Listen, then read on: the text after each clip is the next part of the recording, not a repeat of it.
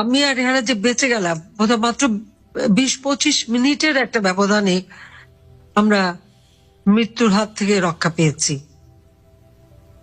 আমার শুধু এটাই মনে হয় যে 21 আগস্টের হত্যাকাণ্ডের থেকে বেঁচে যাওয়া বা কটিরপাড়া ওই বিশাল বোমের হাত থেকে বেঁচে যাওয়া, আমার কষ্ট হচ্ছে আমি আমার দেশ ছাড়া, ঘর ছাড়া সবকিছু জ্বালিয়ে পড়ে দিয়েছে।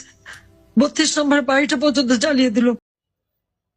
বিসমিল্লাহির রহমানির রহিম। সর্বশক্তিমান আল্লাহ তাআলার নামে স্মরণ করে স্বৈরাচার শেখ হাসিনা 15 আগস্টের পতনের যেই ফোন আলাপ রেকর্ডটি ভাইরাল হয়েছে, সেই ভাইরালটি আপনারা সবাই শুনুন, শুনতে থাকুন।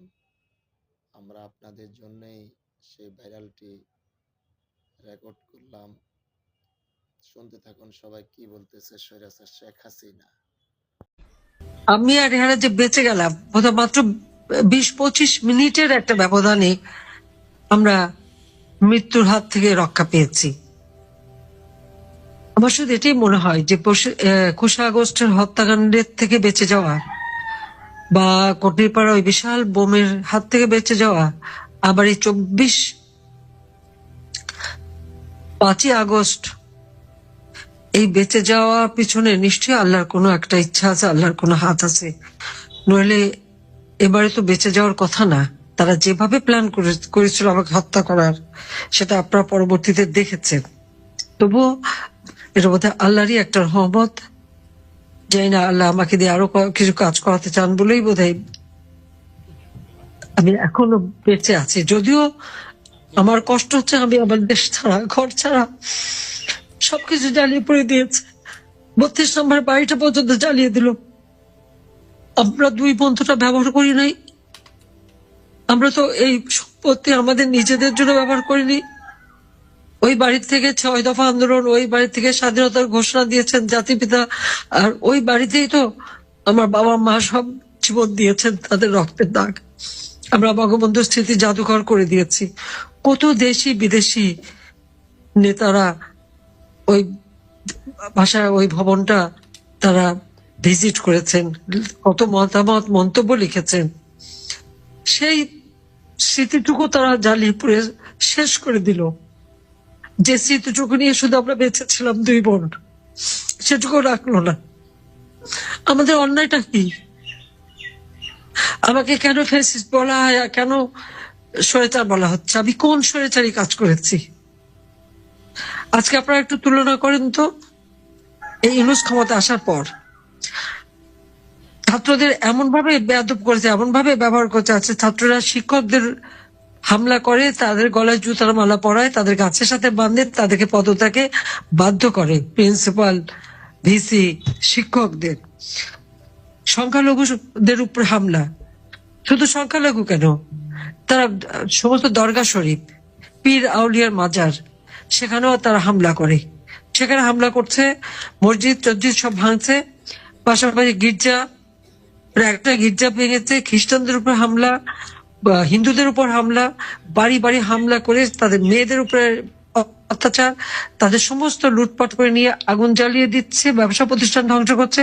সবচেয়ে বড় কথা, পুলিশ কত হাজার যে পুলিশ হত্যা করেছে, এবং শুধু হত্যা করা না, হাত কেটে দেওয়া, পা কেটে দেওয়া, আগুন দিয়ে জ্বালিয়ে দেওয়া, সেই কাণ্ড পর্যন্ত করেছে। তারপর অজস্র মিথ্যা মামলা। আমার বিরুদ্ধে 155টার মতো মামলা দিয়েছে, যার অধিকাংশ হত্যা মামলা। আবার আমি যাদের হত্যা করেছি তার মধ্যে ইতিমধ্যেই প্রায় 35 জন জীবিত হয়ে ফিরেও এসেছে, কিন্তু মামলা দিয়েই যাচ্ছে। আমার বিরুদ্ধে, রেহানার বিরুদ্ধে, পুতুলের বিরুদ্ধে, জয়ের বিরুদ্ধে, সবার বিরুদ্ধে মামলা। ববি সে তো ইউএনডিপি তে কাজ করে। ববি, আমি, রেহানা, আমাদের সকলে, পুতুল, সবাই। পুতুল WHO তে আপনারা জানেন যে সে আঞ্চলিক একজন ডাইরেক্টর হিসেবে, যেখানে 10টা ভোট ছিল, 10টা দেশের ভোট, তার মধ্যে সে 8টা ভোট পেয়ে সে এই পদটা WHO সে পেয়েছে। সে তারও সূচনা ফাউন্ডেশন ওই 5 নম্বরে ছিল, সেটা কয়েকদিন আগে তারা সরে গেছে, সব জ্বালিয়ে দিয়েছে। সব জ্বালানো, সব লুটপাট। কি অপরাধটা করলাম আমরা? খাদ্য নিরাপত্তা দিয়েছি, দারিদ্র্যের হার কমেছে, মানুষের কল্যাণ করেছি, মানুষের শিক্ষার ব্যবস্থা করে দিয়েছি। ফ্যাসিস্ট কে? 300-র উপর সাংবাদিকের একটা ডিটেনশন কার্ড বাতিল করে চাকরি খেয়েছে। 106 জন সাংবাদিকের বিরুদ্ধে হত্যা মামলা। প্রায় 100 জনের মতো সাংবাদিক আজ কারাগারে বন্দী। আওয়ামী লীগের নেতা কর্মীরা বন্দী। আওয়ামী লীগের প্রত্যেকটা নেতা কর্মী একেবারে মানে রাজধানী ঢাকা থেকে নিয়ে শুরু করে উপজেলা পর্যায় পর্যন্ত, ইউনিয়ন পর্যায় পর্যন্ত বাড়ি ঘরে আগুন দেওয়া, ব্যবসা প্রতিষ্ঠান সব ধ্বংস করা, এমনকি সংসদ ভবনে যে হামলা, সংসদ কক্ষে যে এই ছাত্র নামধারীরা ওখানে বসে সিগারেট খাচ্ছে, পুরো সংসদ ভবনের দলিল পত্র কাগজপত্র পোড়াতে পারেনি, সেখানে তারা পানি ঢেলে দিয়ে এসছে নষ্ট করার জন্য। আমি জানি না এই ধরনের ঘটনা কিভাবে তারা ঘটায়। অর্থাৎ এদের হাত থেকে সমস্ত কিছু আজকে ধ্বংস, অগ্নিসংযোগ, চুরি, ডাকাতি, ছিনতাই, বাড়ি বাড়ি হামলা, এগুলো অনবরত চলছে। কোনো মানুষের নিরাপত্তা নাই। নিত্য প্রয়োজনীয় মূল্যের দাম যেভাবে বৃদ্ধি পেয়েছে, আজকে ইনফ্লেশন, হ্যাঁ আমার সময় নাকি দাম বেড়ে গেছে, তাই নাকি লোক খুব খারাপ অবস্থা ছিল। এখন তো দ্বিগুণ দাম বেড়ে গেছে, প্রায় 14% কাছাকাছি হচ্ছে ইনফ্লেশন প্রত্যেক খাবার জিনিসেরই। আর অন্য জিনিসের দাম তো বেড়েছে। একের পর এক ইন্ডাস্ট্রি বন্ধ, সমস্ত শ্রমিকরা বেকার। আর আমাদের মানে আওয়ামী লীগের অনেক নেতাদের ইন্ডাস্ট্রি তো পুড়িয়ে দিয়েছে, হোটেল পুড়িয়ে দিয়েছে। এবং এই যে গার্মেন্টস, আমরা তো 2য় নম্বরে ছিলাম গার্মেন্টস এক্সপোর্টে, 50% তা কমে গেছে। সমস্ত ব্যবসা চলে যাচ্ছে, বিনিয়োগ চলে যাচ্ছে অন্য দেশে, কিছু ভারতে, কিছু শ্রীলঙ্কা, পাকিস্তান এবং বিভিন্ন জায়গায় চলে যাচ্ছে। দেশের অর্থনীতি সম্পূর্ণভাবে ধ্বংস। জিডিপি কমে গেছে, মাথা পিছু আয় কমে গেছে, মানুষের কর্মসংস্থান ব্যবস্থা নাই। তার উপর সন্ত্রাস, জঙ্গি যারা ছিল সবাইকে জেল থেকে মুক্তি দেওয়া। 21শে আগস্ট গ্রেনেড হামলায় যারা সাজাপ্রাপ্ত আসামি, তাদের খালি মুক্তি দেয়নি, তাদেরকে আবার মানে একজনকে তো উপদেষ্টাই বানিয়ে দিল, এক পুলিশ অফিসারকে। যারা নিহত এবং আহত, কেউ বোধহয় এদের মামলার হাত থেকে রেহাই পাচ্ছে না। নানাভাবে জনগণকে চরমভাবে তারা অপমান করে যাচ্ছে এই ইউনূস বাহিনী। কারণ সংবিধান লঙ্ঘন করে সে ক্ষমতা এসেছে, তার তো মানুষের প্রতি তার কোনো দায়বদ্ধতা আছে বলে মনে করি না আমি। নইলে তালা ভেঙে ভেঙে এক একজনের বাড়িতে ঢুকেছে, সমস্ত সংসদ সদস্যদের এমপি হোস্টেলে ঢুকেছে, তালা ভেঙে এই ছাত্র নামধারীরা ঢুকে সব লুটপাট করেছে। আমাদের যা লুটপাট করেছে এদেরও ছাড়েনি। প্রধান বিচারপতি এবং বিচারপতিদের বাড়িতে লাঠি সোটা অস্ত্র নিয়ে, তরবারি নিয়ে হামলা, তাকে পদত্যাগে বাধ্য করা।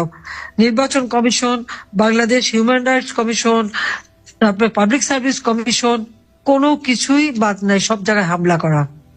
এমনকি চাকরি খেয়ে যাচ্ছে। একটা কি পুলিশের তাদের পাসিং আউট প্যারেড কি নাস্তায় গোলমাল করেছে বলে 250 পুলিশ বাদ, তাদের তো ট্রেনিং করে নিতে পারেনি, তার চাকরি থেকে বাদ। সরকারি অফিসারদের অপমান করা, কত 25 জনের বিরুদ্ধে মামলা, 3 জন সাবেক প্রিন্সিপাল সেক্রেটারি কারাগারে বন্দী। সরকারি অফিসার, পুলিশ অফিসার থেকে শুরু করে কেউ তো বাদ যাচ্ছে না, কেউ তো বাদ যাচ্ছে না। দেশটাকে একটা জঙ্গি রাষ্ট্রে পরিণত করেছে, জঙ্গিদের দ্বারা চালাচ্ছে। হলি আর্টিজানে যখন আক্রমণ হলো, আমরা সেটা মোকাবেলা করে তাদেরকে বিচার করলাম, সাজাপ্রাপ্ত আসামি ইউনূস সাহেব তাদেরকেও ছেড়ে দিয়েছে, তারাও মুক্তি পেয়ে গেছে। 21শে আগস্ট গ্রেনেড হামলার আসামি সাজাপ্রাপ্ত, হলি আর্টিজানের আসামি, 7 খুনের আসামি সবই মুক্ত। কোন সন্ত্রাসী দুর্নীতিবাজ কেউই আর জেলে নাই। আপনারা দেখেছেন যে তারেক রহমানের দুর্নীতির ব্যাপারে FBI একজন অফিসার, তিনি কিন্তু একটা মেসেজ দিয়েছে, একটা স্ট্যাটাস দিয়েছে সে যে নিজে এসে সাক্ষী দিয়ে গিয়েছিল, সেই সাক্ষী দিয়েছে তার সাজা। এবং খালেদা জিয়ার নাইকো কেসেও কিন্তু তারা সাক্ষী দিতে প্রস্তুত ছিল। সে অসুস্থ হয়ে যায় বারবার। আমি তো তাকে সাজা, যাতে সাজা থেকে মুক্তি দিয়ে বাড়িতে থাকার ব্যবস্থা করে দিয়েছিলাম আমার এক্সিকিউটিভ অথরিটি দিয়ে। সেই এক একটা মামলা কয়েক ঘন্টার মধ্যে দেখা গেল যে কয়েকশো মামলা থেকে সবাই খালাস। অর্থাৎ কি, বাংলাদেশ এখন সন্ত্রাস জঙ্গিদের অভয়ারণ্য। তাদের দ্বারাই ক্ষমতা দখল করেছে ইউনূস এবং তাদের নিয়ে চলছে। তাহলে একটা মিডিয়া কথা বলতে পারে না, কোনো নিউজ দিতে পারে না। আওয়ামী লীগের নেতা কর্মীরা 14 ডিসেম্বর বুদ্ধিজীবী কবরস্থানে যাবে, সেখানে যেতে পারবে না, পুলিশের বাধা। তারা একটা ফুল পর্যন্ত নিতে দেয়নি, তারপর বলে আওয়ামী লীগ আসে নাই। এক কলমের খোঁচায় নির্বাচিত জেলা পরিষদ, উপজেলা পরিষদ, ইউনিয়ন পরিষদ সব বাতিল। আওয়ামী লীগ আইন করে। দর্শক মন্ডলী, আপনারা ইতিমধ্যে সেই শেখ হাসিনার সেই নতুন ডেলিভারি অর্থাৎ একের পর এক ভাইরাল হয়ে যাচ্ছে সর্বশেষ যে কল রেকর্ডটি ইতিমধ্যে শুনে ফেললেন। তা সো বন্ধুরা, আজকে ভিডিওটি এ পর্যন্ত। ভিডিওটি একটি লাইক দিবেন। আপনি আমার চ্যানেলে নতুন দর্শক হলে চ্যানেলটি সাবস্ক্রাইব করতে ভুলবেন না। ধন্যবাদ সকলকে। ভালো থাকুন, সুস্থ থাকুন। আল্লাহ হাফেজ।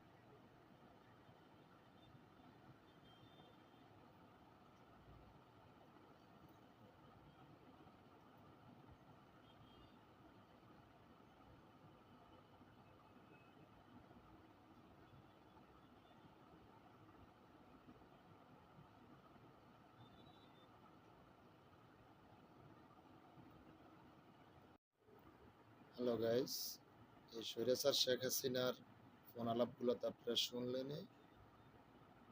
এখনো মিথ্যাচারী ভুলেই যাচ্ছে।